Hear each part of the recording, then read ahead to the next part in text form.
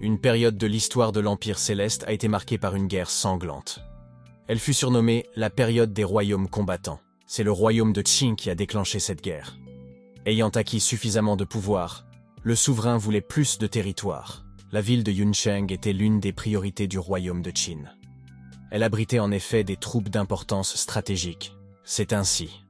Quelque part à la périphérie de cette ville, sous une pluie battante et entourée de montagnes, un homme en robe bleue est agenouillé devant la tombe. Une jeune fille aux beaux cheveux roses se tient à ses côtés. Elle voulait serrer le garçon de toutes ses forces. Ne pas le laisser seul avec la tragédie, elle veut le sortir de l'abîme du chagrin, l'aider à se relever. Mais le héros prétend qu'il va bien. Il demande à la jeune fille, prénommée Yan Er, de rentrer chez elle, loin de ce mauvais temps, et l'homme lui-même restera seul avec un chagrin indescriptible pour la personne la plus proche de lui, sa mère. Le héros est Zhao Qi. Il est complètement seul. Sa mère l'a quitté et il n'a jamais vu son père de sa vie. Observant tout cela, Yan Er décide qu'elle ne bougera pas sans le protagoniste. Elle s'assoit à son tour sur le sol et commence à attendre que le héros décide finalement de l'accompagner. Yan Er prend Zhao Qi par la main. Il dit que sa place est auprès d'elle, au village. Le héros est d'une tristesse indescriptible. Dans une mare de regrets, il admet qu'il lui est très difficile de vivre sans sa mère. Mais de cette tristesse surgit le héros. Il prend la main de Yan Er. D'un pas rapide, ils rentrent enfin chez eux. De retour dans le village natal de la famille Lil. Les villageois ont exprimé leurs condoléances et ont déclaré qu'ils étaient tous avec le héros. Ils resteront sa famille.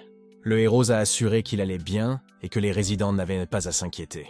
Yan Er s'est porté volontaire pour préparer la nourriture pour le héros. Et lui-même, une fois de plus, tente de convaincre tout le monde qu'il va bien.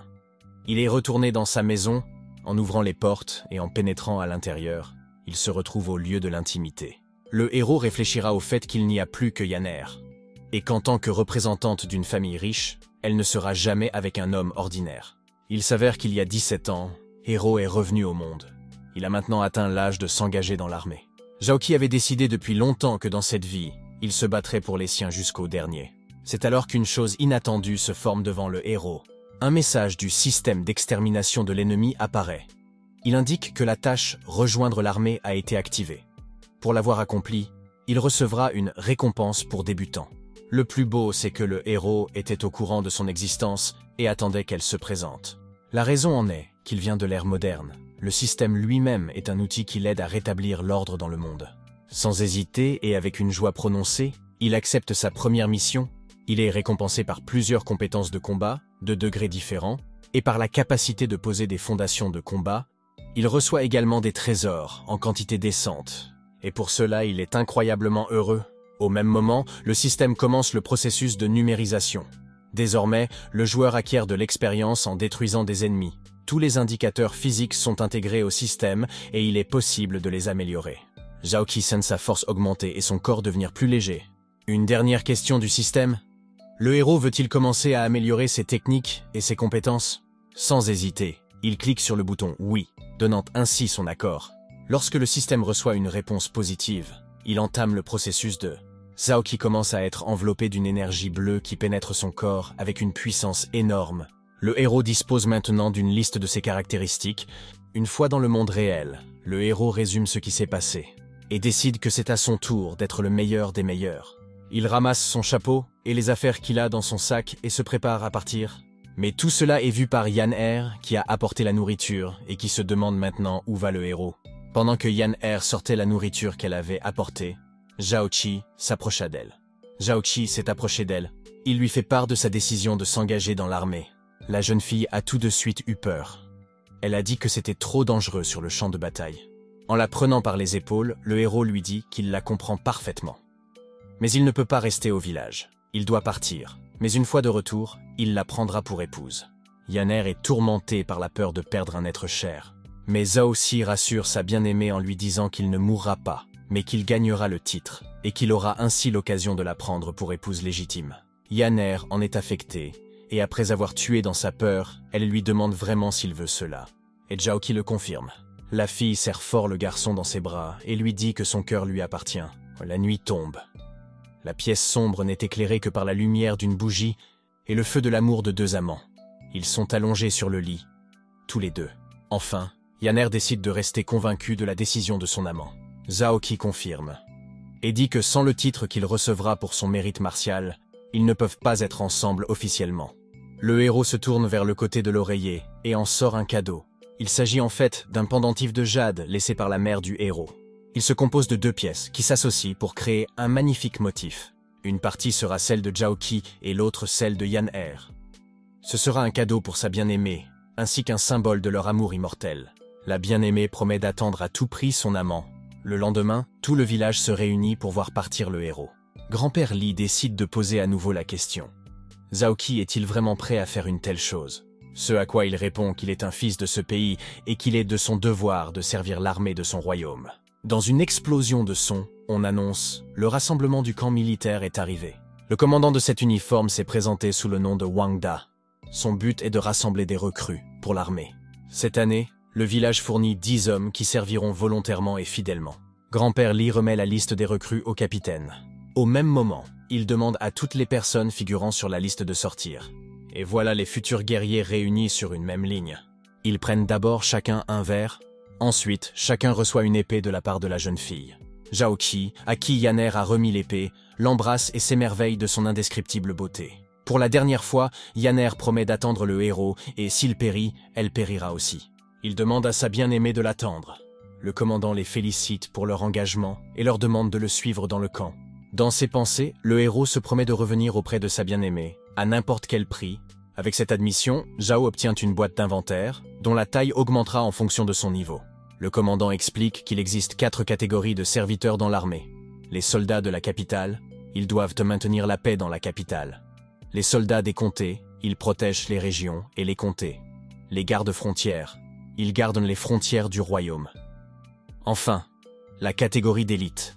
Les troupes spéciales qui se battent sur le champ de bataille, qui expriment le désir de rejoindre les troupes d'élite. Mais les gens ont remarqué qu'il n'est pas possible de revenir du champ de bataille. Mais il a surtout peur de vivre une vie sans valeur.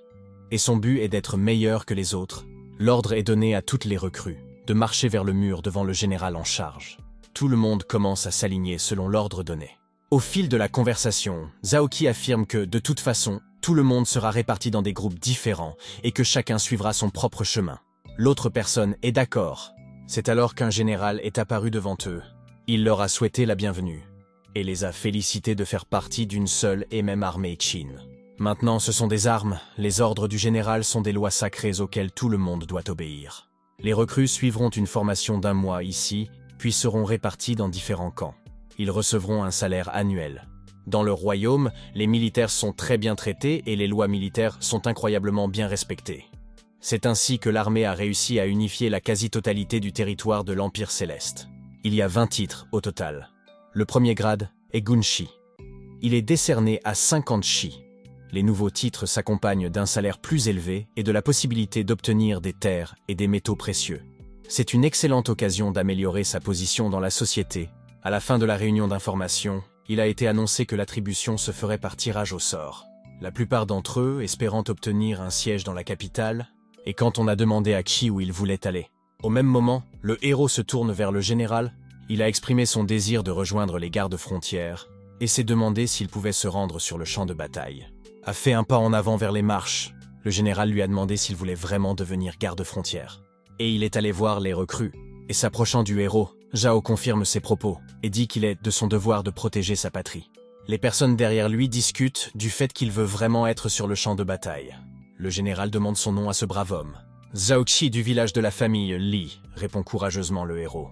Le général se retourne et revient, et marmonne qu'il se souviendra de ce nom. Retour. Il ordonne au héros de quitter la formation et attend qu'on lui prépare son insigne de guerre. Il sort des rangs en pensant qu'il a atteint un succès inimaginable du fait qu'il a été remarqué par le général. Il est sauvegardé par toutes les recrues. Et derrière lui, le tirage au sort est annoncé. La nuit tombe. Toutes les recrues se rassemblent dans leur tente. Le protagoniste attend son moment pour aller au front, pour atteindre le sommet des arts martiaux. Il vole dans ses pensées et ses projets. Dans le monde réel, il tient le symbole de l'amour. C'est alors que toute une foule de guerriers entre dans la hutte du héros. Zhao ne comprend pas pourquoi tant de gens sont venus le voir. Il parle d'une décision qui a été prise. Le héros ne comprend pas ce qu'on lui demande de faire. Ils annoncent ce qu'ils ont décidé de suivre. Le héros surpris essaie de comprendre s'ils ne parlent pas du fait qu'ils ont décidé d'aller voir les gardes-frontières. Sa version se vérifie. Ils ont tous déjà demandé le titre. Ils ne posent pas de questions sur les morts qu'ils risquent de rencontrer sur le champ de bataille. Mais ils disent qu'ils sont prêts à partir avec lui, morts ou vifs. Et il vaut mieux être avec lui qu'à l'extérieur. Se faire réprimander par des gens qu'ils ne connaissent pas. Le héros comprend qu'ils ont peur de la solitude. Ils le croient, parce qu'ils se connaissent depuis l'enfance. Le héros donne son accord. Soudain, le système émet une nouvelle alerte. Le héros reçoit une notification, l'informant qu'il doit accomplir des tâches et obtenir une promotion. Il reçoit donc des récompenses pour chaque promotion. En fait, il s'avère que le côté de Ki est un peu bizarre. Les camarades se demandent ce qu'il dit sous son souffle. Le héros s'éloigne du sujet. Il revient sur le fait qu'ils veulent le suivre. Et sans hésiter, ils acceptent. Ils sont arrivés à la conclusion que, puisqu'ils avaient grandi ensemble, ils traverseraient toutes les épreuves ensemble. Le héros leur rappelle qu'une journée d'entraînement commence demain et leur promet qu'il leur donnera un grade militaire. Et qu'il les rassemblera en une seule unité cohérente. Il dit aussi qu'il serait bien qu'ils obtiennent aussi un grade, et ils sont d'accord avec leur capitaine. Mais il fait déjà nuit dehors, il est donc déjà temps de se préparer à aller au lit. Ils se disent tous au revoir et se voient déjà le jour 1, très important. L'ordre « stand down » est donné. En même temps, tous les feux sont éteints, tout le monde s'allonge et tente de s'endormir. Dans ses pensées, le héros se rend compte qu'il doit s'entraîner.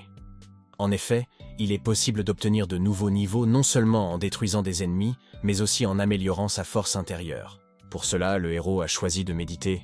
Jusqu'à présent, ces chiffres sont plutôt bas, mais cela va changer. Vous pouvez améliorer et gagner de nouveaux niveaux aussi bien le jour que la nuit. Pendant votre sommeil. Pendant cette nuit, le niveau de force a augmenté de 20 unités. Il y a eu une sorte de bruit inexplicable à l'extérieur. Cela a fait sursauter Ki, qui s'est réveillé en sursaut. Comprenant qu'il se passe quelque chose d'anormal, il va être celui de tout le monde. Ils ne comprennent pas pourquoi il les a réveillés à une heure aussi matinale. Mais le héros affirme qu'ils doivent se lever et réveiller les autres. Ils sont surpris, mais ils se lèvent. Selon la théorie du héros, en un jour l'entraînement ne peut pas être tout facile, et les nouveaux arrivants seront attaqués par plusieurs anciens combattants. Si lors de cette attaque vous vous montrez bien, vous pourrez obtenir les rangs du commandant des 5. Le commandant des 5 ne peut contrôler que 5 personnes dans son équipe, mais si chacun des membres de l'équipe du village de Li est le commandant des 5, ils auront 45 personnes dans leur équipe. Et ensemble, ils pourront s'entraider dans la bataille. Un groupe de guerriers s'était rassemblé autour du coin sombre, et leurs coups de pied parvenaient jusqu'à chaque cabane. Ils ont un objectif, montrer aux nouveaux venus ce qu'est un véritable camp militaire. Dans la première tente, ils s'envolent tous, l'un après l'autre et sans regret. Ils battent tout le monde comme s'ils étaient les plus grands pêcheurs de tous. L'un des généraux se demande qui fait cela. L'unité Wufu, lui répondait-il. Il ordonne qu'aucune mort ne soit autorisée. Dans l'une des casernes, un combat entre jeunes et vieux sang bat son plein. Ce qui ressort, c'est notre protagoniste. Il n'a aucun mal à éliminer l'un des nôtres, au corps à corps. Et avec l'épée dans son fourreau sert aussi une deuxième épée. Chacun a un adversaire différent, ce qui signifie que tout le monde aura une chance de faire ses preuves. Les anciens ont reconnu qu'ils n'étaient pas des mauviettes. Mais aujourd'hui, les recrues sont accusés d'avoir battu des vétérans. Mais leur réponse est que ces mêmes vétérans essayaient de les battre tranquillement la nuit. Mais qui les a réveillés, et ils étaient prêts. Ils ont donc répondu à chacun de leurs détracteurs. C'est alors qu'un signal retentit dans la rue. Et avec lui, le cri qui indiquait le début du rassemblement. Le général a malicieusement passé en revue et examiné tous les participants. Il porte son attention sur l'un des baraquements, d'où sortent quelques vétérans meurtris. Avec la plus grande incompréhension, le général s'enquiert de ce qui s'est passé là-bas. Ce qui s'est passé a provoqué une violente réaction parmi le reste des guerriers. Le général, avec une dose de dégoût et de mépris, dit à tout le monde de se mettre en ligne. Et les guerres n'avaient rien à dire pour elles-mêmes.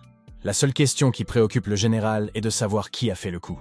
Qui s'est approché de lui, s'est incliné et a dit qu'il l'avait fait. Le général se souvient d'un enfant qui, hier encore, s'était porté volontaire pour aller au front. Avec une dose de colère et d'intérêt, le général demande ce qui s'est réellement passé dans cette caserne. Le héros a raconté la pure vérité, selon laquelle lui et ses camarades étaient en vacances, quand soudain les méchants ont décidé d'entrer par effraction et de les battre, mais ils les ont repoussés. Le visage du général exprimait un étonnement indescriptible, car un non-mormon pouvait croire une telle chose. Les gens n'apprécient pas la façon dont le héros parle au général. Dans ses pensées, le général se rendit compte de ce que les hommes du général trouvaient si bien dans ce type, Il avait quelque chose d'inhabituel. C'est alors que le rire bruyant du général retentit dans le silence, Il s'est retourné, a commencé à s'éloigner, a tourné la tête vers le héros et a dit que c'était bon. Il a facilement accepté le fait que les gars aient été attaqués et qu'il se soit simplement défendu. Il résume la soirée. Tout le monde a parfaitement compris la règle de la sélection naturelle qui veut que le plus fort survive. Les vétérans ne s'attendaient pas à une riposte, et ils n'ont eu que ce qu'ils méritaient. Ils pensent que c'est le genre de guerre dont leur dynastie a besoin. S'ils succombent à leurs adversaires, ils périront immédiatement. Les camarades commencent à féliciter Qi d'avoir été loué par le général. Mais ce dernier affirme que ce n'est qu'un début. La voix du général gronde. « Zhao Qi, écoutez mes ordres. » Il prend l'épée à deux mains, se penche et se prépare à écouter. Le général a souligné que c'était la première fois de mémoire d'homme. L'homme a pris le contrôle de la situation alors qu'il avait été mis en veilleuse. Pour cette raison, le héros a été promu commandant d'un détachement frontalier. Des questions commencent à se poser, car il n'est jamais arrivé qu'une personne soit promue à un tel titre dès le premier jour. Un homme avec un tel titre a 50 personnes sous son autorité. Certains ne comprenaient pas. D'autres affirmaient que Qi le méritait. Le général demande à Qi pourquoi il ne lui dit rien, ne veut-il pas vraiment le titre? Une question impertinente est posée à Qi. Quel est ce poste le plus élevé qu'une recrue puisse obtenir? Toutes les personnes qui l'ont entendu ont changé de visage en signe de surprise. Le général a souligné l'âge du héros et le fait qu'il ne correspond pas à son ambition. Il lui a également demandé s'il n'aimait pas le grade de commandant. L'homme à côté du général a recommandé de ne pas être stupide. Zhao partage sa philosophie. Un mauvais soldat est celui qui ne veut pas devenir général. Le rire du général retentit dans toute la base militaire. Il change de visage et devient, autant que possible, sérieux. Le général dit qu'aujourd'hui, c'est l'occasion d'obtenir le poste le plus élevé dans ce camp, le rang de centurion. Les yeux brûlants, le héros commence à écouter le général. L'essentiel de la mission est simple. Défier l'un des combattants de la garde personnelle du général, et si le CHI le bat, il obtient son grade. Avec un sourire en coin, Zhao propose de faire monter les enchères. La suggestion de Qi est la suivante. Il s'opposera aux 10 hommes de la garde du général, et s'il les bat, chacun d'eux deviendra une douzaine d'hommes et un chef d'escouade, et ils seront dirigés par Zhao. La proposition a immédiatement suscité le scepticisme des citoyens. Ils ont commencé à dire à Qi de s'excuser auprès du général pour une telle plaisanterie. L'opinion du général sur le héros a changé. Il pense maintenant que Zhao n'est qu'un imbécile arrogant. Néanmoins, se tournant vers ses gardes, il leur ordonne de se préparer au combat. Qi, dans le dos du général, l'en remercie. Le temps est venu, tout le monde s'est préparé à cette bataille, que beaucoup jugent inutile. Les guerriers décident d'attaquer un par un pour ne pas ternir leur honneur. Mais Qi les a interrompus et les a convaincus d'attaquer tous ensemble. Rempli de rage devant un tel manque de respect, le premier combattant entame le combat. Il commença à s'approcher du héros de manière assez agressive. Mais à son avis, il était trop lent pour lui. Et dans quelques mouvements, 1 sur 10 s'est retrouvé sur les omoplates. Tout le monde est abasourdi par le coup porté par Qi. Même le général est complètement surpris. D'un seul coup de poing, Zhao réussit à vaincre le garde. Puis tous les gardes se sont attaqués à un seul homme. À chaque fois, j'esquive leur grêle de coups. Si eut le temps d'en abattre un chacun. D'un coup de poing perçant, il en sortit un. Et d'un coup de pied, il a pu en assommer un autre au même moment. Combattre le Qi était comme une très belle danse de la mort. Tous les combattants, sans exception, sont attirés au sol par les coups de Qi. Sur le visage du général, une question se dessine. Comment un tel homme est-il arrivé jusqu'ici? Même les camarades de Zhao n'en croient pas leurs yeux. L'assistant du général a exprimé son admiration pour un garçon si jeune et si fort. Mais même si, pour Qi, les personnes avec lesquelles il se battait étaient des adversaires, il les aiderait une fois le combat terminé, et devant 1000 témoins, le général a décerné à Zhao Qi le grade de centurion, pour sa force et sa bravoure. Plusieurs dizaines de guerriers sont criés comme un seul homme, Zhao Qi. De plus, soudainement, le système a récompensé le héros avec 4 récompenses à la fois. À chaque nouveau titre, la récompense est de plus en plus grande. Grâce aux récompenses qu'il a déjà reçues, le héros atteindra plus rapidement ses objectifs. Heroes est très enthousiaste à propos de ce développement. Le général Meng est déjà informé de l'incident. Et quand le beau matin est arrivé, dans la tout aussi belle capitale, à l'intérieur du palais Jantai, dans les palais royaux, siège le chef de toute une dynastie. Il reçoit un rapport du général Meng décrivant la situation du camp militaire près de Yun City. Le général en question n'a pas donné signe de vie depuis longtemps. Le souverain a demandé à ceux qui ont lu le rapport d'informer un certain nombre de personnes qu'il souhaitait les voir. Même le seigneur d'un royaume entier a pris conscience de l'existence de notre héros. Le roi espère que le jeune homme servira bien le royaume à l'avenir. Déjà lorsque les personnes que le roi voulait voir sont arrivées, on leur a ordonné d'entrer. Ils souhaitaient connaître l'état d'avancement des travaux qui leur avaient été confiés. Fekuji et Django ont fait rapport au maître et lui ont dit que les provisions collectées au cours des 2 dernières années suffiraient pour 6 autres années et que la puissance militaire entre leurs mains pourrait les aider à s'emparer de l'ensemble de l'Empire Céleste. Il y a également 300 000 soldats dans chacun des 3 camps militaires, prêts à partir au combat à tout moment, n'importe où dans le monde. Le souverain s'est montré satisfait de tous les indicateurs qui lui ont été communiqués. Il raconta également qu'il avait été visité par une pensée intéressante, totalement liée à la destruction du royaume de Han. Ce n'est qu'en détruisant ce Han que le royaume de Qin pourra prendre le pouvoir sur la partie orientale. Puisqu'il possède l'armée la moins importante des 6 États présents sur ce territoire. Et après avoir lu le dernier rapport, le souverain a décidé que le général Meng serait chargé de cette opération, et c'est la décision qu'il a prise. D'après les impressions du personnage principal, il s'avère que l'un des serviteurs du roi est le père de Yanner. Un ordre royal est émis, ordonnant au général Meng de se préparer à la destruction du royaume des Han, et ce royaume ne sera qu'un début, presque jusqu'à la conquête de l'Empire Céleste. Le mois de formation a été rapide pour les recrues. Le général Meng prononce un discours solennel. Il doit maintenant faire face à de véritables guerres qui deviendront la véritable crainte de l'Empire Céleste. Et des milliers de combattants s'écrient. Et pour conclure, sortant un parchemin, il annonce une nouvelle. Tout le monde reconnut immédiatement l'aspect de la lettre. Elle provenait du roi lui-même. Et qui se réjouit que le roi ait décidé de lancer une offensive. En un mois, il a gagné 2 niveaux, sa force a été multipliée par plusieurs fois. Et il est effrayant d'imaginer l'expérience qu'il va acquérir sur le champ de bataille. Depuis le début de la guerre que le royaume Zhou a déclenchée, un cauchemar s'est installé dans toutes les contrées. Et la mission de 200 000 hommes, dirigée par le général Meng, de lancer une attaque sur l'un des royaumes. Un choc inattendu s'est produit dans la société des anciennes recrues. Seul Zhao fut surpris par cette évolution. Sortant son épée, le général annonce que l'armée sacrée de Qin marchera vers l'est dans 1 heure. Le plan est simple, passer leurs frontières et détruire leur chétive armée, et maintenant, le vent développe déjà le drapeau de la grande armée Qing. 300 000 guerriers se rendent aux frontières de Zhou, puis se retrouvent tous sur les terres de Han. Voici l'ordre. 3 000 soldats sont envoyés en avant de la formation générale, pour attaquer par surprise. Zhao nous informe que la frontière est juste au coin de la rue, ce qui signifie que nous devons nous préparer et l'écouter. Et voici un grand terrain séparé par une haute clôture. Alarme de panique, le général de l'armée Han est informé de l'arrivée imminente de l'armée Qin. Il est surprenant de constater qu'ils étaient censés attaquer Zhou, mais qu'ils sont maintenant là et s'alignent. Le général donne l'ordre de rassembler tout le monde et de les combattre. Après avoir attaqué le pays de Han, l'armée de Qin, sous les acclamations des soldats. Chaque partie a une perte, les grands archers défendent leur terre, mais les combattants à cheval commencent à se frayer un chemin qui donne l'ordre de le poursuivre et de s'occuper des archers. Et sans crainte, Zhou s'élance sans hésiter, donner un coup de poing dans la poitrine, sans pitié, du premier archer, obtention de 10 points d'expérience du système. Le général remarque chez Qi une qualité qui s'apparente à un courage impensable. Au même moment, plusieurs autres adversaires s'approchent du héros. À l'aide de son arme, le héros coupe presque l'air. De plus en plus de soldats servent grâce à cette lame. Il traite chacun d'entre eux sans regret.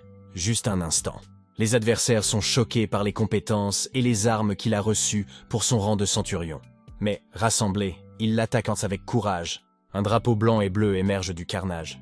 Les 2 camps se sont affrontés dans un combat inégal. Zhao a choisi sa cible principale, le chef de l'unité générale. Tous ceux qui s'y opposent périront de sa main. Aux yeux des soldats Han, notre héros est devenu l'un des plus gros problèmes qu'ils veulent éliminer le plus rapidement possible. Mais peu importe le nombre de personnes qui l'ont attaqué, il en est sorti victorieux, traversant des hordes sans fin, voyageant de plus en plus loin. Le fait qu'ils viennent les a fait reculer de peur. Le général décide de s'enfuir, sous prétexte que la bataille est perdue et qu'il faut en rendre compte. Mais le chasseur Qi n'a pas laissé sa proie s'enfuir. Sous l'apparence d'un héros, l'ennemi voit un démon en chair et en os. C'est ainsi qu'il atteignit son but, sa fidèle épée à la main. La grimace du général pleurait de consternation. Les yeux pleins de détermination, le héros bouleverse ses plans sur sa tête. Franchissant l'espace qui les sépare, il porte son épée au-dessus de sa tête. En un instant, l'épée tranche la chair et le sang. Le drapeau coupé du royaume Han tombe au sol, qui communique avec l'armée ennemie, par l'intermédiaire de son général. Il leur demande de déposer les armes et d'en finir. Les soldats s'interrompent, choqués par la perte de leur chef, et prennent conscience de ce qui suit. Les soldats vaincus déposent les armes et acceptent ta défaite. Et les vainqueurs ont commencé à réciter le nom de Zhao Qi en tant que héros. Le général s'est assuré qu'il ne mettait pas ce type en prison pour rien.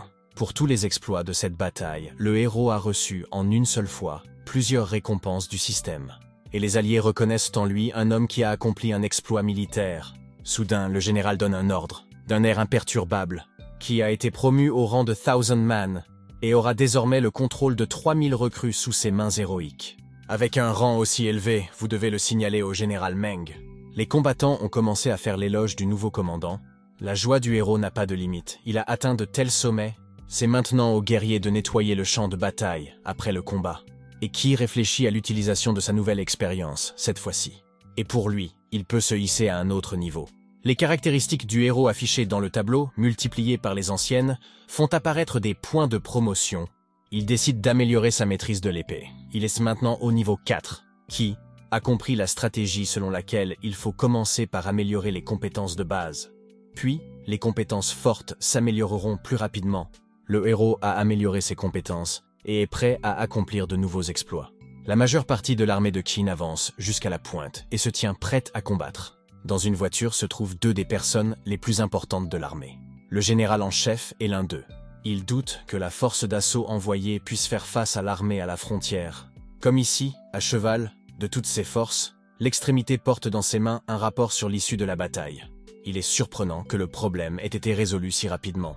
En déroulant le parchemin, le général apprend l'issue du combat à la frontière. Après avoir lu cela, le général tombe dans un état d'hébétude, son visage se flétrissant sous l'effet de la surprise. Le conseiller ne comprend pas pourquoi son visage est comme ça devant le manuscrit. Les exploits de Yi Meng, vaincre 196 ennemis et décapiter personnellement un général de l'armée Han, ont tous été accomplis par la nouvelle recrue Zhao Qi. Et le conseiller n'a fait que confirmer ses pensées. Et il a l'impression d'avoir un bon pari sur lui. Les conseillers sont choqués par les résultats d'un jeune homme admis il y a quelques mois. C'est ainsi qu'un véritable grand héros est né dans le royaume. Mais qu'est-ce qu'il y a pour lui, pour tout? Pour tout cela, qui devrait recevoir un titre élevé, un immense terrain et un grand nombre de serviteurs? Mais il n'est pas certain que l'on puisse donner une telle chose à une nouvelle recrue. Mais cette opinion n'était pas partagée, car le héros avait accompli un exploit militaire et méritait donc d'être récompensé. Oui. Et s'il ne s'agit pas d'observer les réformes, leur sens est de les accepter. Et le roi décide de donner à Zhao Qi tout ce à quoi il a droit, prouvant ainsi l'efficacité des réformes. Et voici le premier ordre, le grand roi, qui est désormais le Zhou Shuzhan et aura 10 000 guerriers sous son contrôle. De telles récompenses sont accordées à ceux qui tuent les ennemis de la dynastie sacrée des Qin. Et dans les 5 prochains mois, le royaume Han devrait être complètement occupé. Le roi se retire dans ses appartements divins et libère ses conseillers. L'un des conseillers. Il vient dans son bureau et regarde le portrait de la jeune fille Dun. Il décrit ce qu'il a accompli en 17 ans et, s'il le pouvait maintenant, il l'épouserait. Mais il ne sait pas où se trouve aujourd'hui sa bien-aimée. Pendant ce temps, l'armée de Qin continue d'avancer de plus en plus loin dans le territoire des Han. L'armée dirigée par Zhao Qi détruit toute résistance. Franchir tous les obstacles qui se dressent sur votre chemin. Peu importe les efforts déployés pour les arrêter. Ils font des victimes parmi leurs propres guerriers courageux. Ils n'ont jamais cessé, avec leur héros comme exemple, qui décide de détruire lui-même la porte qui ne se soumet pas. Et tout droit à cheval, l'épée à la main, s'élance sur la barrière. Il les met en pièces avec sa force monstrueuse. Même si l'objectif est de s'emparer de cet endroit, vous ne pouvez en aucun cas toucher aux civils. Voici les ordres de Qi, en tant que commandant. Toute l'armée se précipite de toutes ses forces dans la ville. Mais au milieu de tout cela, le héros reçoit l'ordre de rencontrer le général Meng, s'y espérait des nouvelles qui lui feraient plaisir. Arrivé sur place, il salue le général. Le héros commence à attendre. C'est lui qui a appris que les portes avaient été récemment brisées et que Le général Meng s'est approché du héros et, avec un grand sourire, lui a dit qu'il était fier de lui. Et c'est avec une joie folle qu'ils ont commencé à parler du nouveau décret du roi. Une flamme d'espoir apparaît dans l'esprit de Qi, qui espère enfin obtenir le titre qu'il mérite. Et en effet, il est annoncé qu'il recevra le titre de Zhou Shuzhan et qu'il sera le commandant des 10 000 hommes de troupes. C'était la première fois dans l'histoire qu'une recrue recevait un titre de 10e classe. Le conseiller du tsar en eut presque les yeux exorbités. Le général rit, loue le travail du héros et le félicite d'avoir reçu un titre comme le sien. La joie de le recevoir était sans limite. Il a remercié le tsar pour sa générosité. et je lui ai expliqué qu'il pouvait désormais avoir jusqu'à 500 hommes dans sa garde, qui a désormais une énorme responsabilité sur les épaules, puisqu'il a été promu au rang de général. Zhao boit également pour remercier M. Meng. Le pouvoir du héros est transféré à l'armée, forte de 6000 hommes, qui vient de perdre un général. Remerciant une nouvelle fois tout le monde, qui demande à pouvoir partir. En sortant, son visage déborde de bonheur. Et dans son esprit, il réalise la récompense qu'il recevra pour un tel titre. Entrant dans une zone déserte, il commence à compter la prime. Il a gagné des honneurs très importants, dont un arc et une grande habileté à le manier, ainsi qu'un élixir. En passant par plusieurs titres à la fois, il a gagné des points et de l'expérience. Et c'est là que s'arrêtent les nombreuses récompenses. Satisfait du résultat, Si-Hood a trouvé comment utiliser l'élixir. Mais ce n'est pas fini. C'est l'heure des honneurs du titre. En obtenant plusieurs objets qui améliorent la puissance de l'armée, le héros aura désormais la possibilité de rendre son armée encore plus puissante. Au fur et à mesure qu'il grandit dans les cuves, son ambition change également. Il ne s'arrêtera pas au rang de 10 millième homme. Ainsi, dans sa tête, il essaie d'imaginer la récompense qu'il pourrait recevoir pour avoir tué le roi. C'est avec cette idée en tête, et avec la promesse d'être encore meilleur, qu'il avance. Pendant ce temps, un scandale éclate dans le village de Li. Le père de Yanner essaie de la marier, mais elle est furieuse que son père, qu'elle n'a pas vu, l'accuse maintenant de l'avoir forcée à se marier. Mais il affirme que le mariage est l'affaire des parents, et l'absence de visite explique qu'il travaille à maintenir l'ordre dans le royaume. Il se demande pourquoi sa fille n'épouse pas le fils aîné du roi. Mais elle dit que si elle devient un royaume, elle ne sera pas heureuse car son cœur est occupé. Son père est furieux qu'elle ait choisi un homme qui ne reviendra pas. Mais la jeune fille est persuadée que son amoureux reviendra pour elle. L'opinion de père n'a pas changé. Lorsque Yanner aura 17 ans, elle ira à la capitale. Mais elle campe sur ses positions jusqu'au bout, affirmant qu'elle appartient déjà à quelqu'un d'autre. Et pour le prouver, il montre son ventre de femme enceinte. Mon père s'est enflammé d'une colère diabolique. Enfin, la fille dit que c'est réglé. Perdu et frustré, le père s'empresse de faire ses valises pour partir. Mais au lieu de cela, il prend tous les serviteurs, en guise de punition pour sa fille.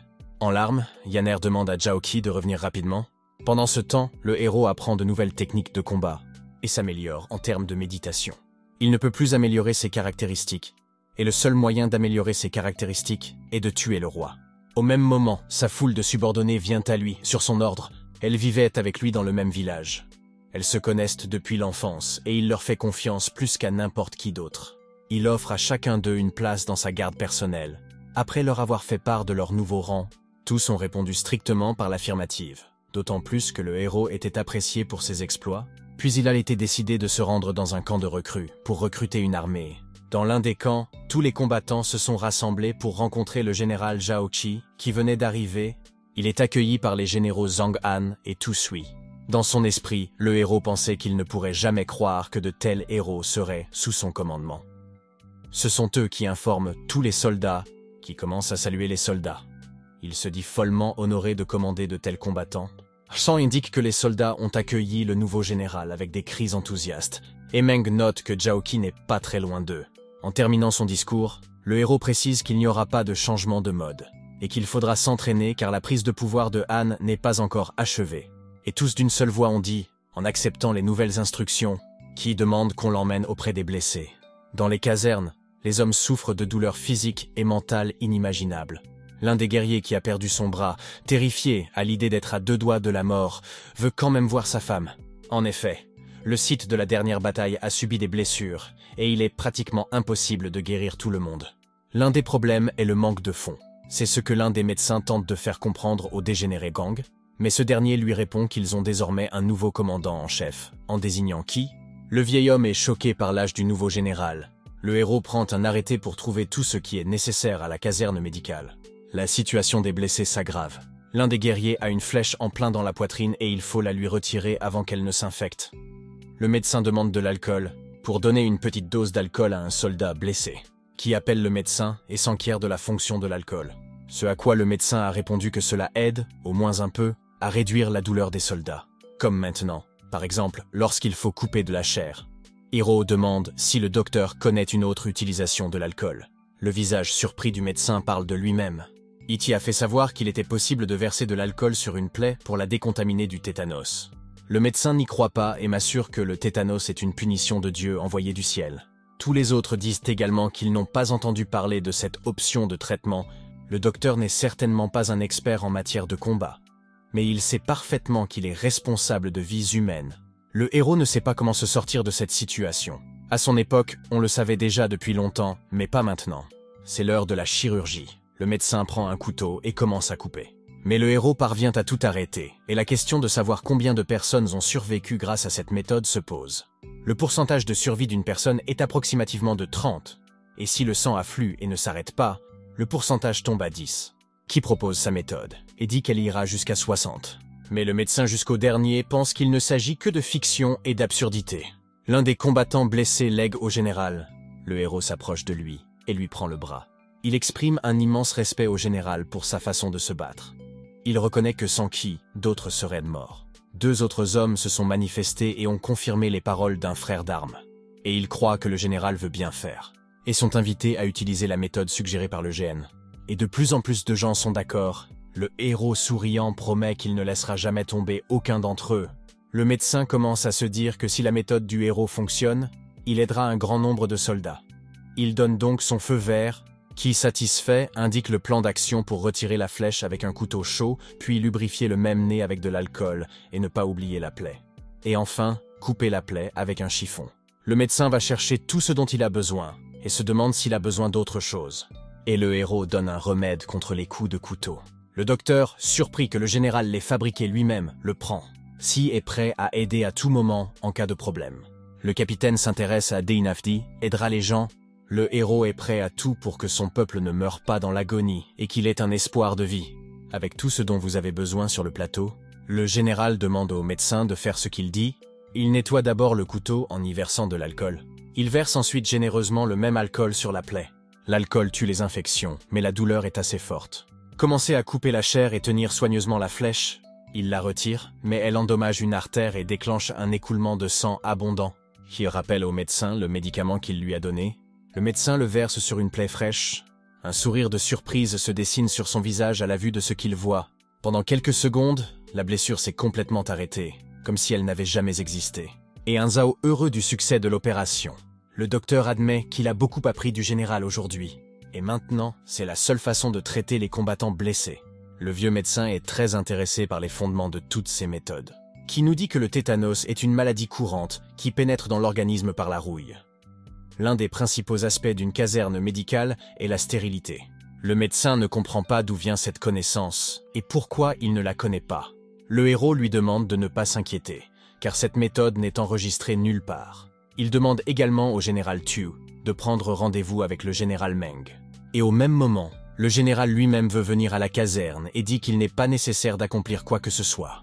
Il a salué Qi et l'a félicité d'avoir résolu le problème de cette manière. De plus, il avait entendu parler du bout des oreilles de la médecine fantastique qu'utilisait le héros. Il aimerait en obtenir la recette et, grâce à elle, aider tout le royaume. Le héros accepta sans hésiter, puisqu'il a de toute façon un meilleur élixir de récupération. Et un tel geste pourrait l'aider à grimper encore plus haut dans le titre. Meng transmettra certainement tous les plans de réforme du traitement des blessés, ainsi que la prescription. Et il est fort probable que Qi reçoive une nouvelle récompense. C'est alors qu'un autre sujet fut abordé. Meng voulait que tous les généraux se réunissent pour discuter de la bataille décisive pour le royaume N. Qi était convaincu que tous les généraux feraient de leur mieux. Cette bataille serait un autre moyen d'élever le niveau de l'armée. Après la chute de toutes les villes sur différents fronts, 200 000 combattants encerclent la capitale du royaume des Han. Lors d'un conseil de tous les généraux, il a été question de « Demain, toutes les troupes de Qin entameront la bataille finale. Han est dans une position extrêmement difficile. Il ne lui reste que 10 000 hommes. Et tout le monde attend déjà l'heure du duel. Chacun des généraux, à l'exception de Qi, désigne un candidat pour le rôle de commandant d'assaut. Weman comprend pas pourquoi le héros demande exactement la même chose. Qi a décidé de ne pas poser la question aux autres, car il avait déjà obtenu une quantité décente de crédit pour les dernières fois. Avec un petit rire, le général est d'accord avec Qi. En fait, le rôle de chef dans l'assaut empêcherait le héros d'atteindre son véritable objectif, l'assassinat du tsar. En un instant, un soldat est entré dans la pièce avec un rapport. Meng, surpris, se demande ce qui se passe. Il s'avère que la méthode de traitement proposée par Qi a tellement aidé l'armée que le taux de survie est passé à 50%. Le Main, choqué par une telle information, s'incline pour remercier le héros d'une si lourde contribution. Dans une situation aussi délicate, Zhao-Qi demande au général de s'arrêter. L'information selon laquelle le médicament qui a sauvé leur combattant a été fabriqué par Xui. Il s'est assuré que le héros ne soit pas seulement un grand combattant, mais qu'il comprenne aussi la médecine. Et le Main est convaincu de l'efficacité du médicament et est prêt à envoyer son ordonnance. À toutes ces paroles forestières, Qi répond par des remerciements et dit que c'était son devoir de le faire. Il félicite Zhao-Qi d'être si uni avec les autres guerriers. Meng demande qui veut mener l'assaut. Le général Zheng Xiong exprime son souhait. Le Main accepte et affirme sa place. Zhao-Qi soutiendra l'armée sur le flanc si nécessaire. C'est la meilleure position pour que le héros puisse atteindre son objectif d'assassiner le roi, puisque Qi connaît bien la période et les événements qui s'y sont déroulés. Le souverain du royaume Han tentera de s'échapper précisément par le flanc, et dans une autre capitale. Au souverain de la dynastie des Qin est arrivée une nouvelle référence en matière de médecine.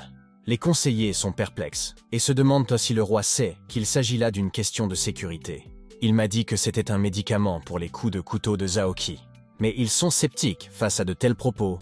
Mais le souverain, ayant décidé de vérifier, invite le docteur, et seul un médecin du tribunal peut être autorisé à tester un tel médicament. S'approchant du plateau de médicaments, le médecin se prépare, et il confirme tout ce qui a été dit sur ce médicament dit, ayant ordonné qu'un lapin soit amené pour inspection, en traversant la fourrure et la peau. Il coupe une artère dans l'abdomen de l'animal, verse quelques gouttes d'un remède de couleur blanche sur la plaie. En un instant, le lapin est tout heureux de remuer les pattes, et la blessure est comme disparue. Le vieux docteur est stupéfait de l'effet produit. Il pense que c'est de la magie, et les conseillers, eux aussi, sont surpris par cette magie impensable. Le médecin exprime son désir de rencontrer un médecin aussi mordu. Le roi parle alors de Qi et de son exploit pour le royaume. Grâce à ce médicament, le taux de survie des soldats passera à 80%. En entendant ce nom, le visage du médecin changea et il intervint. Le tsar confirme et lui demande s'il le connaît. « Docteur, une image du passé est apparue dans son esprit, sa fille enceinte, lui demandant d'appeler son enfant Qi, et le père Zheng. Et il ne sait toujours pas où est sa fille. En remettant l'ordonnance entre les mains du médecin, il a également reçu sur ses épaules la charge de la responsabilité de la production de l'ordonnance. Aujourd'hui, une nouvelle question se pose. Quel type de récompense peut être décerné à Qi? Et tout le monde s'accorde à dire qu'un tel exploit doit être largement récompensé. Le roi est tourmenté par des pensées sur ce qu'il a fait pour le royaume. Et du titre qu'il mérite, le conseil s'interroge sur la manière dont le souverain estime devoir être récompensé. Mais c'est là le problème. Il n'a pas encore présenté la récompense, et le conseil suggère de ne rien donner pour l'instant. Mais par exemple de la donner après la capture du royaume de Hen, au cas où il ferait quelque chose d'autre. Il suffirait alors de donner une récompense encore meilleure, dans l'espoir que le héros fasse quelque chose de nouveau. Il accepte ce plan. L'oblogging de la capitale bat son plein. Toutes les forces de l'armée de Qin se précipitent à l'assaut. Des soldats, vêtus de belles armures et montés sur d'incroyables chevaux. Ils n'ont en tête que l'idée de la victoire. Zhao-Qi attend calmement, regardant la bataille entre les deux armées, et presque à chaque instant, des rapports lui parviennent. Regardant le champ de bataille, le héros souriant déclare que les choses vont devenir plus intéressantes à partir de maintenant. Les hommes de Han plètent bagages et labourent de toutes leurs forces. Le roi de Hanyi a reçu la nouvelle de cette triste situation, l'armée de Qin ayant presque tout encerclé. Dans la peur de la mort, le souverain ne sait pas quoi faire, l'option de se rendre est effrayante. Alors qu'il cherche le salut, il se souvient du lien qui l'unit au royaume de Zhao. Ils ont envoyé un détachement pour préserver la vie du roi. Fou de joie, le souverain ordonne qu'on le fasse sortir par une entrée secrète, et promet de venger le roi des Qing pour ses biens détruits. Les soldats, réalisant que l'armée ennemie est à bout de souffle, se rendent compte qu'il est peu probable qu'ils rencontrent des ennemis, qui se demandaient si les combattants regrettaient de l'avoir suivi dans la bataille. Et il n'y avait pas d'ennemis. Les avis sont partagés, certains sont prêts à suivre les ordres du commandant, d'autres regardent avec envie les frères d'armes qui se sont occupés de l'ennemi, mais le héros donne sa parole qu'aujourd'hui ils accompliront un exploit dont personne n'a jamais rêvé. Mais ils prennent cela comme une plaisanterie. Comme le rapport l'a annoncé ici, ils ont trouvé des traces de soldats du royaume de Zhao Tian, dans la forêt près de la capitale. Avec un sourire en coin, le héros a compris où il voulait en venir. Parlant au nom de tous les soldats, il annonce l'ordre. Un intérêt commence à se manifester au sein de la population. Dans cette même forêt, les soldats Zhou rencontrent le souverain du royaume vaincu. S'agenouillant, le général Hu Jie le salue ainsi que les princes. Le roi remercie et promet qu'avec le souverain Zhou, ils lui reprendront le royaume des Han Il est agréable d'entendre de telles paroles. Mais aujourd'hui, le général se préoccupe avant tout de sauver la famille royale. La peur qui l'habitait disparaissait peu à peu. Entouré de soldats, la souveraine se sentait en sécurité. Après avoir emmené tout le monde, ils retournent dans leur pays d'origine. Mais une flèche frappe la main qui était un signe de sécurité. Les soldats du royaume de Qing, menés par Zhao Qi, sont déjà là. Une fois de plus, émerveillés par le génie du général Yu, ils avancent. Le combat commence. Les soldats de Zhou ont été surpris de voir quelqu'un ici. Le roi, qui avait été envahi par un sentiment de sécurité, est à nouveau assailli par la peur. En trouvant le chef d'État, qui note la chose la plus importante sur le chariot, les soldats qui regardaient à l'endroit sous l'impulsion du général ont ahuri sur place. Il y avait le roi de Hanya en personne. Il s'est donc enfui. Et maintenant, le plus important dans la victoire de Qin est devant nous. Les soldats se rendent compte que, depuis le début, Qi avait envisagé cette évolution. Leur admiration est sans limite. Qi ordonne aux archers de préparer leurs armes, tirer la corde de l'arc, attraper le vent. Les soldats ennemis prennent des mesures pour sortir du cordon. Les chevaux sont brusquement montés. Ils veulent saisir une seule chance de salut, un assaut puissant. Zhao Qi a ordonné feu à tue-tête. Et relâchant la corde de l'arc, les archers envoient des flèches dans les airs. Fendant le vent, ils volent droit sur leurs ennemis. Traversant l'armure, elles s'enfoncent dans la chair des guerriers. Le général leur demande de se préparer à riposter. Les combattants restants prennent leur force dans leurs poings, poursuivant leur route vers le soldat Qin. Tirant leurs arcs directement sur leurs chevaux, en fronçant les sourcils, le héros se rend compte que les meilleurs soldats ont été envoyés pour sauver le tsar. Ils envoient des flèches à la volée. Les soldats de héros sont maintenant en danger. Qui ordonne un changement de position et sort les boucliers. Les soldats sont livrés avec du métal épais. Fuyant les flèches, les soldats admirent l'ennemi et se disent que s'ils avaient une telle armée, ils seraient invincibles. Une fois sortis de la formation, qui va s'occuper de l'ennemi? Les subordonnés se voient rappeler l'importance de tuer le roi Han. Le général Zhou continue d'encourager ses soldats. Tout le monde se prépare à tirer à nouveau. Face à eux, Zhao Qi vise seul son arc, et qui, en fait, affaiblit instantanément le général ennemi. Choqué par cette vitesse, il ne se rend pas compte de l'auteur du coup de feu. Et au dernier moment, il aperçoit le chef militaire des Qing, dangereux comme l'enfer. L'arc dans les mains du héros était l'une des récompenses, avec lequel il était capable de frapper à 200 mètres. Sautant de l'arbre où il avait tiré, il retourne à son cheval et lui ordonne de mettre en déroute les soldats ennemis. Remplis de courage et de détermination, les soldats se dirigent vers le front de l'armée. Et il a crié de toutes ses forces « Zhao, attaque !» Face à face, les soldats entament un duel. Le général a découpé les ennemis un par un, jusqu'à ce que je trouve le bon wagon. En ouvrant la porte dès qu'il a vu le héros, le roi a commencé à demander la clémence. Mais pour toutes les demandes de Qi, cela n'avait pas d'importance. Si le roi vivait, il n'obtiendrait pas la récompense. Pour préserver sa vie, le souverain était prêt à renoncer à toute richesse. Il lui suffisait de la laisser partir. Mais le héros n'est pas ébranlé. Il est venu pour tuer le roi, et c'est exactement ce qu'il fera. S'il était resté en vie, il se serait quand même révolté à un moment donné, car il voulait récupérer ses terres. Les soldats en liesse ont crié l'assassinat du roi Han par leur général, qui a donné l'ordre de ne pas tuer ceux qui se sont rendus de leur plein gré. Au même moment dans la capitale, frappant la porte de la, avec les portes ouvertes, et les généraux aux commandes. Des troupes sont venues faire prisonnier le roi Han. Les conseillers affirment qu'ils ne savent pas où il se trouve. Ils sont prêts à mourir pour leur État. Et les paroles sur l'absence du souverain étaient de vraies. Il n'y avait aucune trace de lui dans le palais. Mais si ce n'est pas ici, alors ailleurs. S'ils ne le trouvent pas, leur souverain les traduira en justice. Mais dans le dos de Meng Yi et de son père, un soldat accompagné de Zhao Qi est apparu. Le général ne comprend pas pourquoi le héros est ici et ne patrouille pas dans la région. Avec un sourire en coin, il rapporte tout ce qui s'est passé. Et en évidence, apportant avec lui le corps du roi, ainsi que le général des soldats de Zhao. Les conseillers ont sombré dans le chagrin. Il n'y a plus d'espoir de reconstruire l'État. Et Meng se demande comment Qi a pu faire tout cela. En le félicitant, il comprenait maintenant pourquoi il ne voulait pas être chargé de l'assaut de la capitale. Ce faisant, il a aussi sauvé la peau de Main et de son père. Au moment où il s'approche du héros, il me dit qu'il a entendu parler de ses exploits. En s'inclinant, Qi a répondu qu'il s'agissait simplement de son long voyage vers son pays d'origine. Le père se montra aussi bon enfant que le fils et promit d'écrire une lettre à leur roi sur le nouvel exploit du héros. Le serrant dans ses bras, Qi le conduisit vers les autres. La surprise envahit le héros. On annonce que Zhao Qi a tué le roi Han et que le royaume lui-même a été entièrement capturé. Tous les soldats se sont réjouis de leur victoire Et le père de Meng a fait remarquer que tous ces cris de joie étaient également dédiés au héros. Et vers la fin, il regrette que Qin est un autre dieu de la guerre. Et qui fait savoir qu'elle ne décevra jamais le royaume d'origine. Déjà de retour chez lui, le héros donne l'ordre de ne pas le déranger. Et, laissé à lui-même, demande au système de comptabiliser toutes les récompenses qu'il a reçues. Cette fois-ci, il acquiert beaucoup d'expérience. Il en est très heureux et doit maintenant surprendre plus souvent les soldats de titres plus élevés. Car il acquiert plus d'expérience dans ce domaine. A également reçu de nouveaux articles et une technique de la plus haute qualité et du plus haut niveau. Ce qu'il a attendu si longtemps, mais toute cette joie est anéantie par le fait qu'il ne peut même pas encore l'étudier.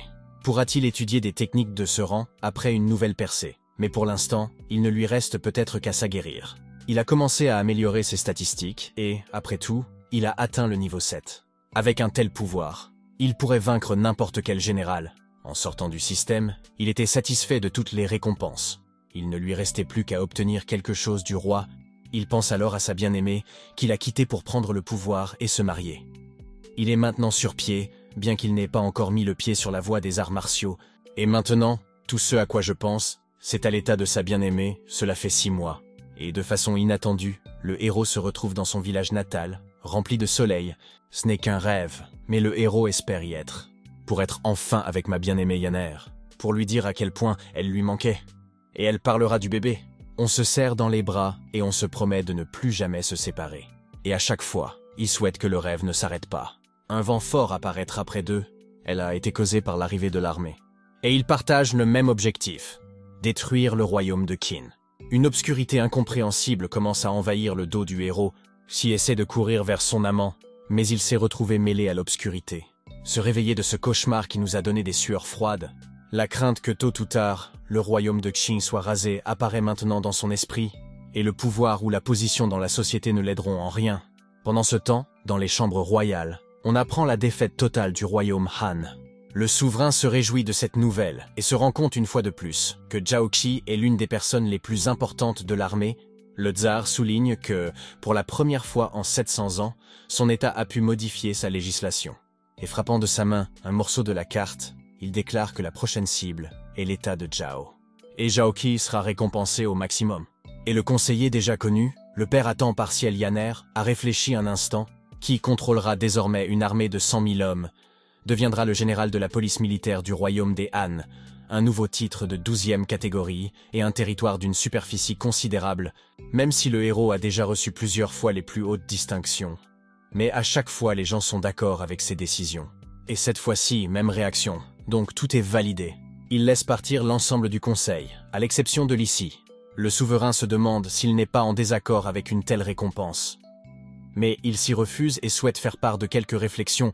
D'abord, il faut exécuter tous les conseillers du royaume Han, car ils sont toujours fidèles à leur roi défunt. Et deuxièmement, ne pas pouvoir consommer le mariage de sa fille avec le prince. Un regard incompréhensif s'est posé sur lui. Il a expliqué que la fille avait déjà réussi à s'accoupler avec un autre. Malheureusement, en souriant, il l'a pris par l'épaule et lui expliqua que ce n'était pas très important pour lui. Et sur la première pensée, ce colérique demande s'il a peur d'être freiné dans sa carrière par d'autres. Le conseiller, surpris par la conjecture de Mr. tombant à ses pieds.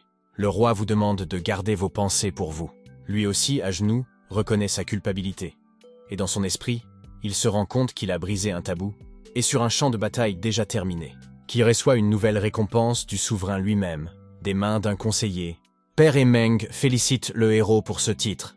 Il peut désormais être honorablement appelé général. Il les remercie, et dans son esprit, il ne peut pas croire à une récompense aussi élevée. Il se demande également qui sera chargé des affaires de l'État puisqu'il est un guerrier. Et le roi décide de confier ce poste à Feng Qiuji, qui pense qu'il s'agit d'un bon souverain. Et une telle récompense pour lui, un avertissement.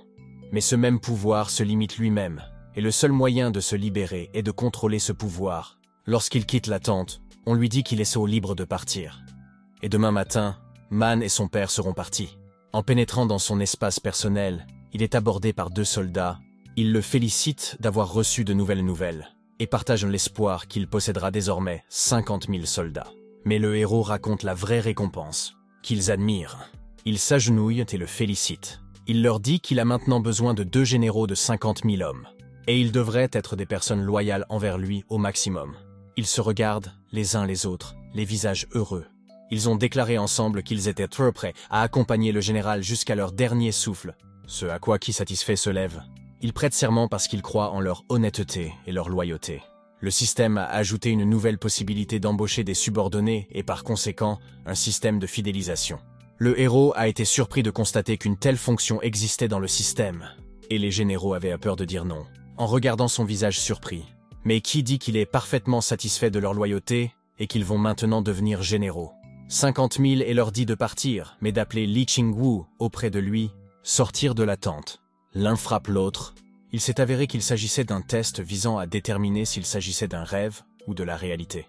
Malgré tout leur mérite, ils n'étaient que des généraux, 10 000 soldats, et maintenant, avec l'aide de Zhao Qi, ils étaient devenus 5 fois plus puissants, et ils ne peuvent leur rendre l'appareil que par un service fidèle jusqu'à la fin de leur vie.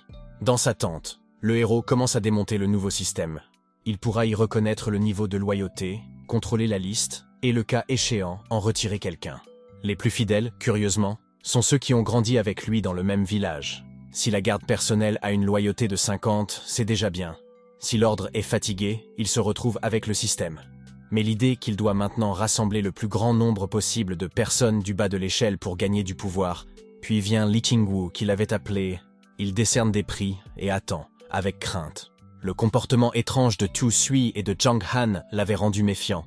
Qui dit que maintenant, avec son nouveau titre, il a la possibilité d'engager 1000 hommes pour le garder. Et il veut que Zhang soit celui qui les commande. La seule condition est la loyauté envers le héros. Shi sait déjà qu'il a la plus grande loyauté, c'est le meilleur candidat. Au même moment, il félicite le général et lui promet de choisir pour lui les meilleurs combattants. Mais en plus, Ki lui demande de dire aux autres que son village natal recevra un titre. Il a accepté l'ordre et est sorti de la tente, et c'est le recrutement de garde qui est à l'origine de son pouvoir. Et maintenant, c'est l'heure des récompenses dans le système. Quelques titres et quelques techniques raffinées avaient été obtenus. Le héros fut stupéfait de les voir tous. Il est impatient d'apprendre la technique de pointe des pointes de bataille. C'est ainsi que commence le processus d'apprentissage. Dans tout le corps, il y a différents points responsables de toute la vie. Et si vous les influencez avec une force intraveineuse, vous pouvez passer à un triste résultat. Maintenant que Qi a maîtrisé cette technique, au premier niveau, il nous faut maintenant trouver un test pour évaluer cette compétence, la technique de l'ombre suivante. Il est assez intéressant et constitue une alternative aux autres. C'est aussi un excellent moyen de commettre des meurtres discrets. Et il convient parfaitement à un héros. J'ai besoin de nettoyer quelques compétences mal classées. Puisque le coffre-fort n'a pas grand-chose à offrir, et la découverte d'aujourd'hui est que les compétences peuvent être partagées avec les subordonnés. Avec ses anciennes compétences, il peut gagner encore plus de loyauté. Et pour ce choix, il a risqué sa vie. Ayant acquis une force décente, il est prêt à apprendre la technique de l'ombre. Dans quelques jours, Qi commencera à obéir à Han, tirer parti des techniques et des compétences, mais même ainsi, le voyage sera très difficile. En attendant, l'Assemblée a déjà annoncé que l'assaut contre le royaume était terminé. Et tous ceux qui y ont participé seront récompensés selon leur mérite. Grâce aux nouveaux médicaments, les pertes ont été inférieures à 10 000. Et Zhao Qi sera chargé d'ordonner cette zone, et les soldats ont commencé à répéter le nom du général. Elle montre que le héros a fait son travail au mieux de ses capacités. Il lui a également été recommandé de faire attention au territoire qu'il contrôlerait. Remerciant le général en chef, il promet de faire de son mieux. Et ils repartent avec la victoire dans les mains. Les soldats restants attendent des nouvelles de leur nouveau général. Dans le même temps, l'un des soldats se demande pourquoi la plupart des soldats, qui sont sous les ordres du héros, ont perdu leur commandant. En riant, Qi promet de se souvenir de la noble action du général Meng. Le soldat regarde le héros avec incompréhension. Meng souhaitait que Zhao forme une nouvelle génération de chefs militaires dotés de bons combattants. C'est lui qui, dans son discours, a énoncé 2 règles importantes. Les actes de bravoure seront récompensés, les infractions seront punies. Il défendra ses terres avec ses hommes, et la voix qui sera dans cette armée est la sienne. Levant leurs armes, les combattants sont unanimes. Au milieu des cris, en regardant au loin, Qi se rend compte qu'il n'est pas au bout de ses peines. Le héros s'approche également de 2 généraux sélectionnés qui n'arrivent pas à croire en leur destin. Qui se demande en plaisantant s'ils ne croient pas en lui. Il le nie en 1 seconde, il s'excuse pour cette blague. Et il les cherchait pour une affaire. Nous devons récompenser tous ceux qui se sont distingués dans la bataille pour la capitale. Les généraux acceptent la mission et partent. Et Qi se réjouit du fait que l'objet peut maintenant être utilisé. Grâce à cela, il pourra créer une armée solide et courageuse, composée de combattants puissants. Il commence à activer le cœur du général. Le héros est couvert d'éclairs comme si ceux-ci l'avaient pénétré. C'est la fusion. Les propriétés de ce talisman sont telles que dans les campagnes actuelles, l'esprit militaire des soldats sera augmenté de 100% et par conséquent leur puissance. Et lorsqu'il entraînera ses combattants, il pourra être crédité des ennemis qu'ils auront tués, ce qui l'enchante, et peut-être qu'en attaquant le royaume de Zhao, il pourra atteindre le stade céleste. Il peut encore faire quelque chose d'autre dans le système pour améliorer son tir et ses points de douleur. Le fait de tout gonfler lui donne encore plus de pouvoir. Au même moment, un soldat est entré pour signaler l'achèvement de l'affaire qu'il avait reçue. En sortant du système et en se retournant, le héros voit Zhang, qui se demande s'il a tout rapporté. Il confirme, chacun est récompensé au mérite, et les premiers combattants de la garde personnelle sont trouvés. Le héros lui fait l'éloge de tout le travail qu'il accomplira, et le désigne comme la personne en qui il a le plus confiance. Puis il lui dit de partir. Le héros se surprend à penser que Zhang et lui ne reviendront pas en arrière, et que chacun d'eux a changé. Et c'est le prix du pouvoir dans ce monde, la royauté rend immensément solitaire. Elle permet également de briser tous les carcans émotionnels, en prenant l'exemple de la loyauté. Il a un système de loyauté qui devrait l'aider, mais aujourd'hui, le héros qui porte le titre de général n'est pas encore au pouvoir. Un autre est chargé de la politique du pays, mais il doit trouver quelque chose qui l'aidera à gagner sa réputation. Zhao vient à la prison locale pour trouver l'homme. Maintenant, il est là où les conseillers le retiennent. Ils sont sur le point d'exécuter tous ceux qui s'opposent au nouveau régime. Une main serrée dans une cellule de prison touche le héros. Il demande grâce, assure qu'il servira le royaume de Qin. Et par son exemple, tout le monde commence à demander l'avis, prêt à révéler tous les secrets du royaume de Han. Le directeur, pour tenter de les calmer. Quant à Zhao Qi, il souligne qu'ils sont prêts à trahir leur patrie après avoir été tourmentés pendant quelques jours. Ils abandonneront donc aussi rapidement Qin. L'un des prisonniers fait remarquer qu'il n'y a plus d'électricité. Il est évident que les royaumes tomberont les uns après les autres. Et Qin régnera. Et qui a trouvé la personne qu'il cherchait? La joie se lit sur son visage. Il s'avère que Han Fei est assis dans la cellule, montrant ainsi son respect. En même temps, la personne arrêtée ne sait pas si Qi et lui se connaissent. Fei est le fondateur de l'école légiste, et il accompagnera le héros. Selon la légende, son sage aurait été empoisonné par Li Si lui-même, à cause de la... Se tournant vers lui, Qi non d'oubli laisse entendre que le fait de lui parler l'aidera à l'avenir. Fei se rend compte qu'il est confronté à un homme qui a pris le contrôle du royaume Han. Mais il ne sait pas ce qu'il peut faire pour l'aider. La seule chose qu'il est prêt à faire maintenant, c'est de mourir. Le héros rit et cite une phrase d'un traité écrit par l'homme qui l'a précédé. Dans sa tête, il se considérait comme un peu moins bon que Fei, car lui est le génie de son époque, mais qui, connaissant l'histoire de la période, n'était pas inférieur à lui. Et tente de se mettre une idée en tête, qui poursuit son rêve de voir une Chine unifiée. Mais il mourra avant de la voir. Fei explose en criant. Il objecte en disant qu'il aurait mauvaise conscience à passer dans le royaume ennemi, mais qui lui offre la prédominance en exclusivité. Il en bénéficiera donc ensemble, et voulez-vous vraiment prendre le pouvoir? C'est la question que l'on se pose. Toute la prison a éclaté de rire. Je me demande comment le roi va réagir. Ni le roi de Qian, ni le héros Fei ne vont céder. Mais qui affirme qu'il ne s'agit pas d'une conspiration, mais d'un désir intelligent de ne pas être sous le pouvoir des autres? Il ne s'attendait certainement pas à cela. Il a devant lui un homme qui veut occuper la plus haute position possible. Mais comment? En levant la main, en activant la capacité. Mes doigts se couvrent d'énergie. Et en disant qu'il en a un, il touche l'homme. À partir de ce moment-là, le corps est parcouru d'ondulations, et l'on a l'impression que des morceaux de verre se fissurent. En état de choc indescriptible, Fei se demande ce que le héros lui a fait. Et il lui explique qu'il a maîtrisé un art martial à un niveau tel qu'il n'est pas meilleur que lui. Tuer n'est qu'une petite chose, et si vous améliorez encore vos compétences, vous pourrez atteindre l'immortalité. Ne peut-il pas affronter le roi? Et aux hommes loyaux, il peut conférer un pouvoir similaire. Ainsi, Fei peut voir non seulement une Chine unifiée, mais aussi le monde entier dans 1000 ans. Et après tout cela, elle demande encore une fois, « Voulez-vous me servir ?» Essayant de comprendre tout ce que le général a dit, il tourne les mots dans sa tête encore, et il reste inflexible pour ne pas croire tout ce qu'on lui dit. Mais l'objectif de Zhao est de le mettre d'accord. Il sort son épée, enveloppée d'une magie indescriptible. Il se demande comment il se fait que Fei, et d'un seul coup, il fait un énorme trou dans le mur. Sourire dit que c'est la seule façon de montrer sa force. Alors, il y a cru, le héros s'est interrogé. D'un air surpris, Fei parle de l'inconcevabilité d'un tel pouvoir. et il voulait poser une question, puisqu'il ne se prosternera pas devant lui, mais qu'il résistera à la faveur de ce même roi. En se retournant, il dit qu'il a besoin de sécurité et que si le roi n'intervient pas, le héros ne fera rien, mais cela ne s'applique qu'au roi lui-même. Ses fils sont une autre affaire. Même avec un tel pouvoir, il ne faut pas oublier l'honnêteté et l'équité. Pariant sur ses genoux, Fei promet de servir fidèlement jusqu'à la fin de sa vie. Je se réjouis et le rassure en lui disant qu'il a fait le bon choix.